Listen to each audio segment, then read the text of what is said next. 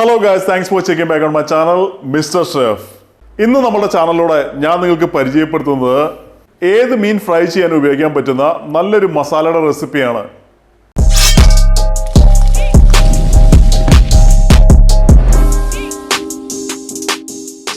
നമ്മൾ മലയാളികൾക്ക് ചോറിനോട് കഴിക്കാൻ വളരെ താല്പര്യമുള്ള ഒരു ഐറ്റമാണ് നല്ലൊരു ഫിഷ് ഫ്രൈ. നമ്മൾ ഇന്ന് ഫിഷ് ഫ്രൈ ചെയ്യാനായിട്ട് ഉപയോഗിക്കുന്ന മസാല ഏത് മീൻ ഫ്രൈ ചെയ്യാനും നമുക്ക് ഉപയോഗിക്കാൻ പറ്റുന്ന നല്ലൊരു മസാല തന്നെയാണ്. ഇത് വളരെ സിമ്പിൾ ആയിട്ട് ഉണ്ടാക്കാൻ പറ്റുന്ന ഒരു റെസിപ്പിയാണ്. അതുമാതിരി തന്നെ ഇതിന്റെ ടേസ്റ്റിന്റെ കാര്യത്തിലും വളരെ നല്ലതാണ്. നല്ലൊരു ഫിഷ് ഫ്രൈ നിങ്ങൾക്ക് താല്പര്യമുള്ളവരാണെന്നുണ്ടെങ്കിൽ ഉറപ്പായിട്ട് ഈ റെസിപ്പി ഫോളോ ചെയ്യുക. നിങ്ങൾക്ക് ഇത് വീണ്ടും വീണ്ടും ഉണ്ടാക്കാനായിട്ട് തോന്നുന്നുള്ളത് ഞാൻ ഉറപ്പിച്ച് പറയാം. നമുക്ക് ആവശ്യമായുള്ള എല്ലാ ഐറ്റംസും ഞാനിവിടെ റെഡിയാക്കി എടുത്ത് വെച്ചിട്ടുണ്ട്. അടുത്തത് നമുക്ക് നമ്മുടെ പ്രിപ്പറേഷൻ ആരംഭിക്കാം. ഫിഷ് ഫ്രൈക്ക് ആവശ്യമായുള്ള മാരിനേഷൻ ഉണ്ടാക്കുവാനായിട്ട് ഹാൻഡ് ബ്ലെൻഡറിന്റെ ജാറോ ഇല്ലാന്നുണ്ടെങ്കിൽ മിക്സിയുടെ ജാറോ എടുത്തു വെച്ചതിന് ശേഷം ഇതിലേക്ക് തൊലി കളഞ്ഞെടുത്ത 10 കുഞ്ഞുള്ളി, 5 വെളുത്തുള്ളി, ചെറിയ കഷ്ണം ഇഞ്ചി ചെറുതായി അരിഞ്ഞത്, ഒരു ടൊമാറ്റോയുടെ പകുതി ചെറുതായി അരിഞ്ഞത്, 2 കൊമ്പൻമുളക്, 2 table spoon Kashmiri chilli powder, 1/2 teaspoon മഞ്ഞൾപ്പൊടി,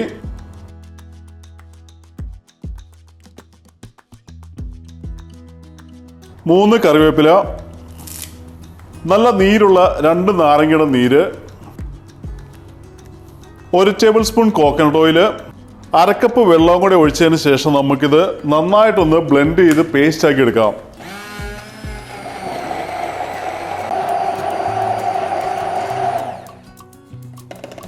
നമ്മളുടെ മസാല ഇവിടെ നല്ല ഫൈൻ പേസ്റ്റ് ആയിട്ട് നമ്മൾ അരച്ചെടുത്തിട്ടുണ്ട്. അടുത്ത ഇതെടുത്ത് നമുക്ക് സൈഡിലേക്ക് മാറ്റി വെക്കാം. നമ്മളുടെ ഫിഷ് ഫ്രൈക്ക് ആവശ്യമായുള്ള മീൻ ഇവിടെ ഞാൻ കട്ട് ചെയ്തെടുത്തിട്ടുണ്ട്. ഞാൻ ഇന്ന് ഉപയോഗിക്കുന്നത് കിങ് ഫിഷ് ആണ്, ഇല്ലാന്നുണ്ടെങ്കിൽ നമ്മളുടെ നെയ്മീന്. നിങ്ങൾക്ക് കാണാവുന്ന മാതിരി നമ്മൾ ഒരു വിരലിൻ്റെ കനത്തിലാണ് ഇത് കട്ട് ചെയ്തെടുത്തിരിക്കുന്നത്. അടുത്തായി നമുക്ക് നേരത്തെ ബ്ലെൻഡ് ചെയ്തെടുത്ത മസാല നമുക്ക് ഇതിലേക്ക് ഒഴിച്ചതിന് ശേഷം നമുക്കിത് നന്നായിട്ടൊന്ന് മിക്സ് ചെയ്ത് കൊടുക്കാം.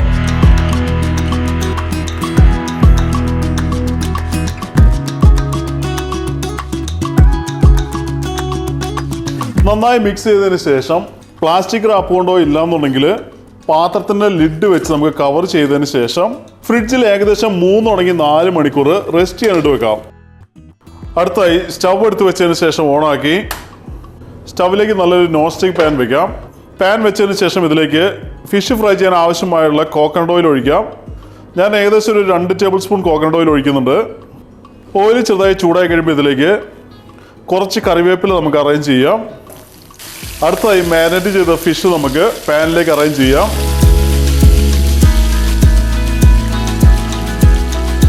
സ്റ്റവിൻ്റെ ഫ്ലെയിം ഒരു മീഡിയത്തിലേക്ക് ഇട്ടതിന് ശേഷം മീനിൻ്റെ ഒരു സൈഡ് നമുക്ക് ഏകദേശം 3 മിനിറ്റ് നേരം ഒന്ന് ഫ്രൈ ചെയ്തെടുക്കാം.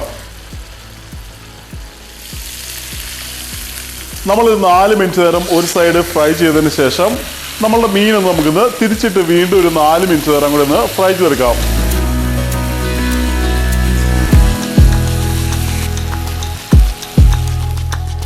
നമ്മളുടെ മീൻ ഒരു 4 മിനിറ്റ് നേരം രണ്ടാമത്തെ സൈഡ് കുക്ക് ചെയ്തിട്ടുണ്ട്. അടുത്തായി നമുക്കിത് പ്ലേറ്റിലേക്ക് മാറ്റാം. നമ്മളുടെ ഈ സൈഡിൽ കിടന്ന മീൻ കുറച്ച് വേവ് കുറവുണ്ട്. അപ്പോൾ അത് നമുക്ക് സെൻറ്ററിലേക്ക് മാറ്റി നമുക്ക് വീണ്ടും ഒരു 1 മിനിറ്റ് നേരം കൂടെ ഒന്ന് ഫ്രൈ ചെയ്തെടുക്കാം.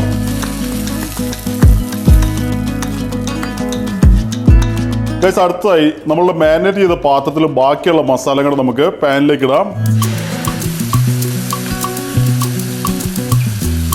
പാത്രത്തിലേക്ക് ഒരു 1/2 കപ്പ് വെള്ളം കൂടി ഒഴിച്ച് നന്നായി വാഷ് ചെയ്ത് നമുക്ക് പാനിലേക്ക് ഒഴിച്ചതിന് ശേഷം നമുക്കിത് നന്നായിട്ടൊന്ന് മിക്സ് ചെയ്ത് കൊടുക്കാം. അടുത്തായി നമ്മളുടെ മാരിനേഷനുള്ള മസാലയൊക്കെ നന്നായിട്ട് കുക്കാകുന്ന വരെ നമുക്കൊന്ന് വെയിറ്റ് ചെയ്യാം. നമുക്ക് കാണാവുന്ന മാതിരി നമ്മുടെ സോസ് നന്നായി കുക്കായി ഓയിലെല്ലാം മുകളിൽ വന്നിട്ടുണ്ട്. അടുത്തായി നമ്മൾ ഫ്രൈ ചെയ്ത് വെച്ച ഫിഷ് നമുക്ക് ഇതിലേക്കൊന്ന് വെക്കാം. മീൻ പാനിലേക്ക് വെച്ചതിന് ശേഷം സോസ് എടുത്ത് നമുക്ക് മീനിൻ്റെ മുകളിലൊന്ന് അപ്ലൈ ചെയ്ത് കൊടുക്കാം.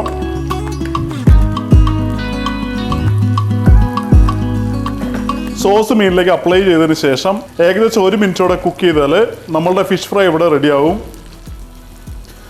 അങ്ങനെ നമ്മളുടെ ഫിഷ് ഫ്രൈ ഇവിടെ റെഡി ആയിട്ടുണ്ട്. അടുത്തായി നമുക്കൊരു പ്ലേറ്റിലേക്ക് മാറ്റാം.